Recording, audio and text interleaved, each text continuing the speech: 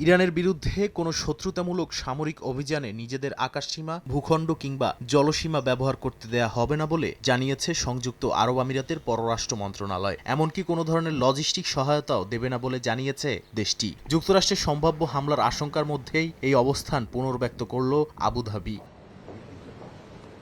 এর আগে মার্কিন প্রেসিডেন্ট ডোনাল্ড ট্রাম্প জানান, যুক্তরাষ্ট্রের একটি নৌবহর উপসাগরীয় অঞ্চলের দিকে অগ্রসর হচ্ছে এবং ইরানের পরিস্থিতি ঘনিষ্ঠভাবে পর্যবেক্ষণ করা হচ্ছে। অথচ আমিরাতের আল ধাফরা বিমান ঘাঁটিতে হাজার হাজার মার্কিন সেনা অবস্থান করছে। সংযুক্ত আমিরাত বলছে, সংলাপ, উত্তেজনা প্রশমন ও আন্তর্জাতিক আইনের প্রতি শ্রদ্ধাই বর্তমান সংকট মোকাবিলার সেরা পথ।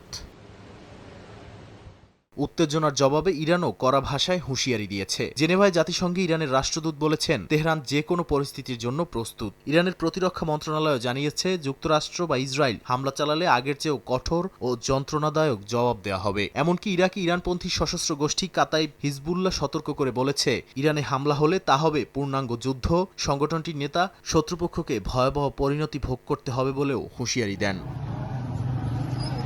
একই সময় দেশটির ভেতরে চলমান বিক্ষোভ দমন, গণগ্রেপ্তার ও প্রায় ৩ সপ্তাহের ইন্টারনেট বন্ধ নিয়ে আন্তর্জাতিক চাপ বাড়ছে। ইউরোপীয় পার্লামেন্ট ইরানের দমন-পীড়নের নিন্দা জানিয়েছে এবং নিষেধাজ্ঞার আহ্বান জানিয়েছে। ইতালি ইউরোপীয় ইউনিয়নে আইআরজিসিকে সন্ত্রাসী সংগঠন হিসেবে তালিকাভুক্ত করার প্রস্তাব তুলবে বলে জানিয়েছে।